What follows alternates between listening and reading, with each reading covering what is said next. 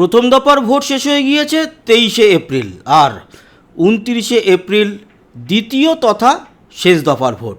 আপনি ভোট দিতে যাচ্ছেন, আপনার দায়িত্ব ভোট দেওয়া। তবে বোতাম টেপার আগে কি কি বিষয়গুলো আপনি মাথায় রাখবেন? প্রথমে বলে রাখি, মোবাইল নিয়ে যাওয়া এগুলোর কোনো দরকার নেই। সাধারণত ঘরের খুব কাছাকাছি থাকে বুথ, তাই ওইটুকু সময়ের জন্য মোবাইলটা ঘরেই রেখে যান। শুধুমাত্র আপনার ভোটার আইডি কার্ড এবং যে স্লিপটা এসছে সেটাই নিয়ে যান। আপনার ভোট আপনিই দেবেন, কারুর ক্ষমতা নেই আপনার ভোট অন্য কেউ দিয়ে চলে যাবে। অন্তত এবার নিশ্চিন্ত থাকুন, দুই একটা বিচ্ছিন্ন ঘটনা গতবারও ঘটেছে, এবার ঘটতে পারে, কিন্তু কোন বিষয়গুলো মাথায় রাখবেন সেটা নিয়ে আলোচনা করতে এলাম। অবভিয়াসলি পলিটিক্যাল আলোচনা হবে, এবং এটাও বলতে পারি যেহেতু এখন এমসিসি লাগু আছে, তাই কোনো দলের হয়ে প্রচার তো করা যাবে না, কিন্তু সাধারণ নাগরিক হিসাবে কিছু জিনিস আপনাদের চোখের সামনে তুলে ধরা যেতেই পারে। প্রথমেই ভাবুন, মালদা, মুর্শিদাবাদ এই সমস্ত জায়গাতে কংগ্রেস বেশ খানিকটা উঠে দাঁড়িয়েছে, সেই জায়গার ভোট হয়ে গেছে, অতএব সেগুলো নিয়ে আলোচনা করার কোনো দরকার নেই। আলোচনা এই যে 142টা আসনে হতে চলেছে সেই আসনগুলো নিয়ে। এই অঞ্চলগুলোতে কংগ্রেস খুব একটা দাঁত ফোটাতে পারবে না, তাই আপনি ভাবছেন যদি কংগ্রেসকে ভোট দেবেন তাহলে প্রপার কোনো কারণ আপনার হাতে নেই। কিন্তু শুরুতে যেটা বলবো, অনেকেই ভাবছেন যে আমি ভোট দেব নোটা, NOTA, সেখানে মানে কোনো দলকে দেব না।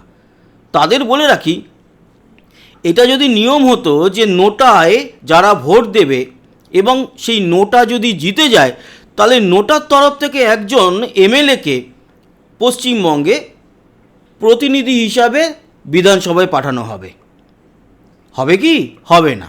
তার মানে ওই পাঞ্জাবি পাজামা পরে বগলে সেন্ট লাগিয়ে গিয়ে নোটায় ভোট দিয়ে এলাম, আলটিমেটলি আপনার ভোটটা আপনি জলে দিয়ে এলেন। দেখুন, আপনার এটা অধিকার, নোটায় ভোট দেবেন কি ভোট দেবেন না, অন্য কোন দলকে দেবেন, এটা আপনার অধিকার। কিন্তু যদি একটা বিধানসভায় মানুন 1000খানা ভোট আছে, সেই 1000-এর মধ্যে আপনারা সবাই নোটা জঙ্গিরা মিলে গিয়ে ভোট দিলে 999টা, আর একটি ভোট আমি কোনো একটা নির্দল বা কোনো একটা দলের হয়ে দাঁড়িয়ে প্রতিনিধিত্ব করছিলাম, আমি মাত্র একটা ভোট পেলাম, সেক্ষেত্রে আপনার 999টা নোটা ভোটের এগেনস্টে ওই একটা ভোট নিয়ে আমি কিন্তু ওই আসনে MLA হয়ে যাব। অতএব আপনারা যারা নোটা জঙ্গি তাদের বলে রাখি, আপনি দিতেই পারেন, কিন্তু দেওয়ার আগে একবার ভাববেন যে নোটায় দিয়ে লাভ কি হলো। এর থেকে তো ঘরে বসে থাকাই ভালো ছিল, এই রোদের মধ্যে না বেরিয়ে।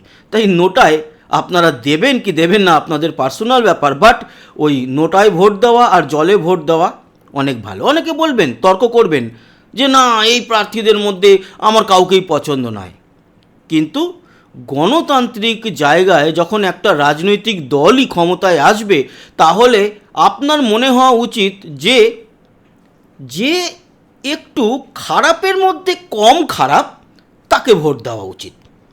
অতএব এবার আপনি ভেবে নেবেন, নোটাকে দেবেন নাকি জলে দেবেন ভোট, নাকি কোনো দলকে দেবেন।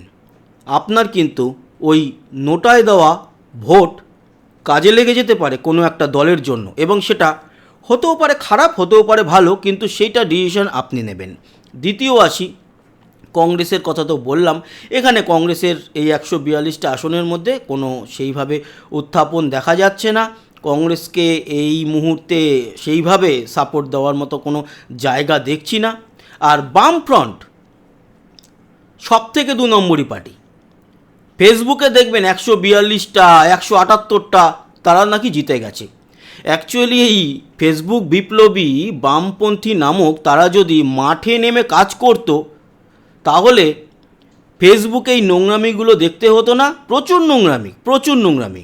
মমতা বন্দ্যোপাধ্যায় প্রধানমন্ত্রী নরেন্দ্র মোদীকে নিয়ে খারাপ ছবি, ভিডিও পোস্ট এরা সারাদিন করে যাচ্ছে। আপনি ঘাবড়ে যাবেন। আপনি ফেসবুকে প্রবেশ করলে ভাববেন যে এই পশ্চিমবঙ্গে প্রধান বিরোধী দল এই বামফ্রন্ট, নাকি প্রধান শাসক এই বামফ্রন্ট?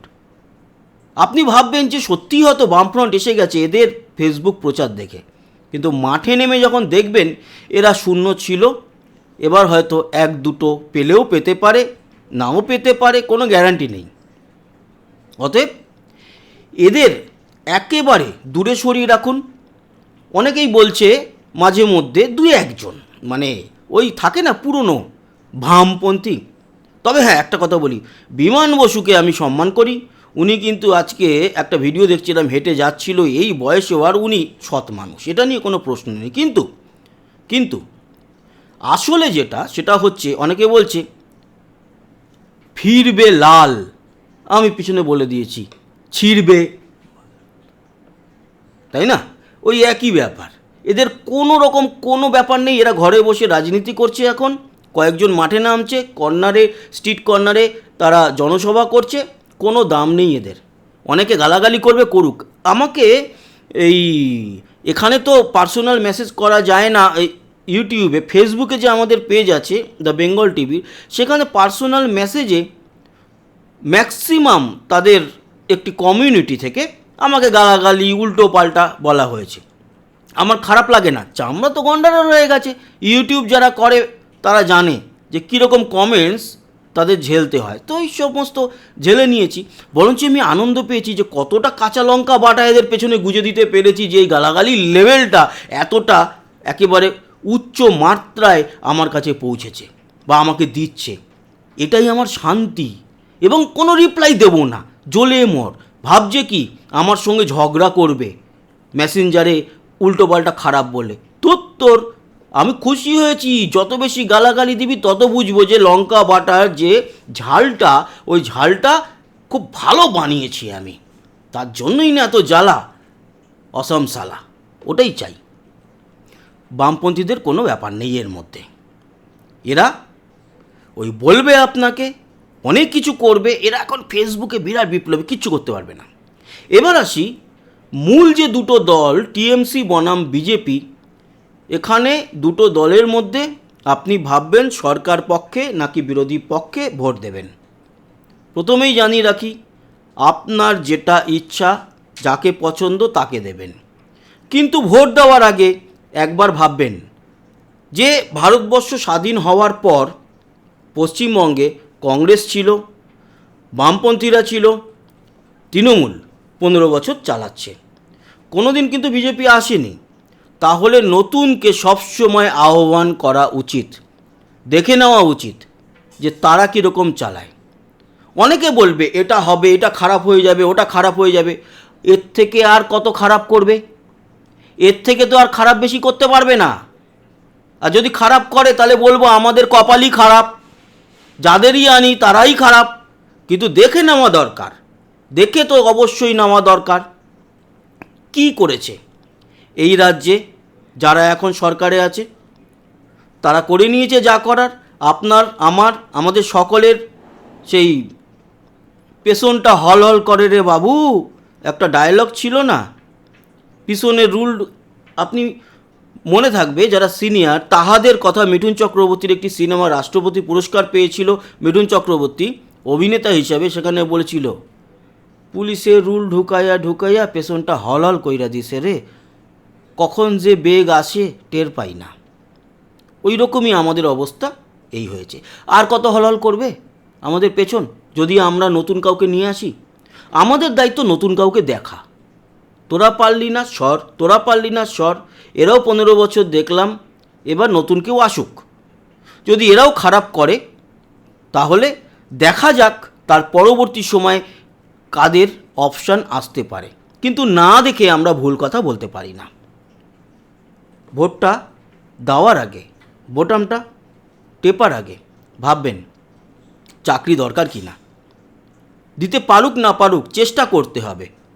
উপরওয়ালা তার সাথে থাকে যারা চেষ্টা করে। যারা চেষ্টা বন্ধ করে দিয়ে পরিবর্তন হবে না, আমার জীবনে দরকার নেই, আমি পেয়ে গেছি সব কিছু। আপনার পরের প্রজন্মর কথা ভাবুন, ছেলে মেয়ের কথা ভাবুন, যে ছেলে মেয়েরা চাকরি পাবে কি না, মেয়ের সুরক্ষা পাবে কি না। চেষ্টা করতে তো দোষ নেই। যারা চেষ্টা করে ভগবান তার সঙ্গেই থাকে। তো আপনাকে চেষ্টা করতে হবে, এই চেষ্টাটা করা দরকার। অনেকের না বাঙালিদের মনের মধ্যে, আমাদের সকলের মনের মধ্যে আমাদের একটা সবথেকে বড় সমস্যা কী জানেন তো? আমরা প্রচণ্ড আবেগী। আমরা কাউকে যদি একবার মন দিয়ে দিই, আমাদের মধ্যে ডিভোর্স ওই জন্য কম হয় স্বামী স্ত্রীর মধ্যে, অন্যান্য দেশের তুলনায়, অন্যান্য রাজ্যের তুলনায়। আমরা বাঙালিরা বড় বেশি আবেগী। ওকে ভালোবেসে বিয়ে করেছি, আমি কোনোদিন আমি ডিভোর্সের কথা বলছি না, এখানে বলতে চাইছি, উদাহরণটা কেন টানলাম, আমরা যাকে একবার ভালোবেসে ফেলি না, তার প্রতি একটা আবেগ মায়ায় জড়িয়ে যাই। সে যদি শতদোষও করে তাহলেও মনে হয় আচ্ছা ঠিক আছে, থাকুক না, আমরাই তো সাপোর্ট করে এনেছিলাম, আমরাই তো দেখব, বা যা হয়েছে দেখা যাক না, আর একটু বেটার যদি, এরকম আমাদের মন। এই কারণে আমাদের পশ্চিমবঙ্গে ওই এক একজন 34 বছর, 35 বছর, 15 বছর শাসন করে যায় পরপর। কারণ আমরা নিজেদের আবেগে বশবর্তী। আমরা সবসময় ভাবি আমরাই তো নিয়ে এসছি, তাড়িয়ে দেওয়াটা ঠিক হবে। আমরা কাজের লোককে কোনো দিন খারাপ কথা বলি না। আমি সবার কথা বলছি না, বেশ কিছু মানুষ আছে তারা তাদের কাজের লোককে উল্টোপাল্টা কথা বলে, কিন্তু ম্যাক্সিমাম বাঙালি তার কাজের লোককেও নিয়ে একসাথে ঘরে আমরা খাই, খাওয়া দাওয়া করি। আমাদের ঘরে মাটন হলে আমরা একসাথে কাজের লোককেও দিই, আমরা একসাথে বসেই খাই, খাও। এটা আমাদের মানসিকতা। তো ওই কারণে কি হয়, আমরা ফট করে কাউকে তাড়াতে পারি না। 2011 সালে সিপিএম যখন চলে যাবে বলে আমরা বদ্ধপরিকর, আমরা একেবারে ডিসিশন নিয়ে নিয়েছি এবার আউট করতেই হবে, তখনও বেশ কিছু মানুষ বলেছিল এত বছর ধরে আছে, না না থাক না, এরকমও অনেকে বলেছিল, জানেন তো, এটা পার্সোনাল অভিজ্ঞতা আমার। কিন্তু আমি আমার পার্সোনাল কথা বলে তো লাভ নেই, আপনার পার্সোনাল কথা বলেও লাভ নেই বা ভেবে লাভ নেই। আপনাকে ভাবতে হবে আগামী প্রজন্মের কথা। অনেকে বলছে মাছ খেতে দেবে না, এই করতে দেবে না, মাংস খেতে দেবে না। ওড়িশায় যান, বিহারে যান, গেছেন কি আপনারা? গেছেন, পুরীর সমুদ্রের ধারে ঘুরুন, মাছ ভাজার ঢালাই বিক্রি হচ্ছে। যারা জানেন না, এই কথাগুলো ভেবে বা শুনে আপনারা ভাবছেন যে আপনাদের কি হবে। আপনাদের জানিয়ে রাখি, বিজেপি গভর্নমেন্ট যেই জায়গাগুলোতে রয়েছে সেখানে মৎস্য চাষ অনেক বেশি পরিমাণে হয়। অতএব একটু ওই আতলামি গান্ডুগিরি না করে একটু ভালো মতো ঠান্ডা মাথায় ভেবে নিন কী করবেন। ওই যে বলছিলাম যে আমরা ভাবি যে আমরা তো এই কাস্তে হাতুড়ি তাড়াতেই ছিলাম, আমরা ওখানে ভোট দেবো, আমরা লালের সংগ্রামী, আমরা কি করে ওই গেরুয়া আর সবুজে দেব। ভারতের পতাকাটা দেখুন, গেরুয়া সবুজ আছে, সেখান থেকে তো এসছে গেরুয়া সবুজে অনেক সিপিএম, অনেক বামপন্থীরা এসছে তো তৃণমূলে, সেখানেও তো গেরুয়া সবুজই রয়েছে, সেখানে ভোট দিয়েছেন। তো গেরুয়া সবুজ তো এখানেও রয়েছে, এখানে দিয়ে দেখুন না, ওরা তো করেছে। এরা খারাপ করবে তো, এদের থেকে আর কত খারাপ করবে, আর কত খারাপ করবে দেখে নিন, তারপর বিচার বিশ্লেষণ করুন। মনে রাখবেন, চাকরি, তারপরে এই যে 26,000 চাকরি চুরি, সরকারি কর্মীরা মনে রাখবেন যে আপনাদের পে কমিশন, ডিএ, সাধারণ মানুষরা মনে রাখবেন যে যারা পড়াশোনা শেখাতে বাচ্চাদের পাঠাবে স্কুলে, সেখানে তাদের মাস্টাররা সব কেউ ক্লাস 2 পাস নয়, ঘুষ দিয়ে চাকরি পেয়েছে, তাদের হাতে সন্তানদের পাঠাবেন। স্বাস্থ্য দপ্তর নিয়ে ভেবে নেবেন। তারপরে আপনারা কয়লা চুরি, রেশন চুরি, এই চুরি ওই চুরি, গরু চুরি, যা মানে যত রকম হতে পারে সব রকমগুলো ভেবে নেবেন। আপনার মেয়েকে ডাক্তার বানাতে পাঠাবেন, সেখানে ধর্ষণ হয়ে আপনার মেয়ে সেখানে জীবনহানি ঘটে যাবে, আপনি বিচার পাবেন না, তার এভিডেন্স করে দেওয়া হবে, ট্যাম্পার করে দেওয়া হবে। তো এগুলো সব ভাববেন, ভাবতে ভাবতে তারপরে গিয়ে আপনার সঠিক ডিসিশানটা নেওয়ার অধিকার আপনার এই আঙুলটার। এই আঙুলে কালি লাগাবে আর এই আঙুলে আপনি আসল কাজটা করবেন। আপনার দায়িত্ব। তারপর যতটুকু আমার মনে হলো শেষ সময়ে এসে, মানে একেবারেই সত্যি শেষ সময়, এই শেষ সময় এসে ঘুরে দাঁড়ানোর অধিকার আপনার এই আঙুলে রয়েছে। এই আঙুল দিয়ে টিপে, অনেকের অনেক কিছু টিপে ধরুন, দেখবেন পাল্টাবে। অনেক কিছু বদলাবে। আমরা বদলাই না বলে সমস্যাটা আমাদের। বদলাতে হবে, আনতে হবে নতুনকে। যতক্ষণ না আসবে ততক্ষণ আমরা এটা বলতে পারি না যে এটা খারাপ আর ওটা ভালো। আমি তো আজকে বলছি সিপিএম অনেক খারাপ, কিন্তু এদের থেকে বেটার। এবার আমরা খারাপ পাবো না ভালো পাবো, তার জন্য আমাদের নতুনকে আহ্বান জানাতে হবে।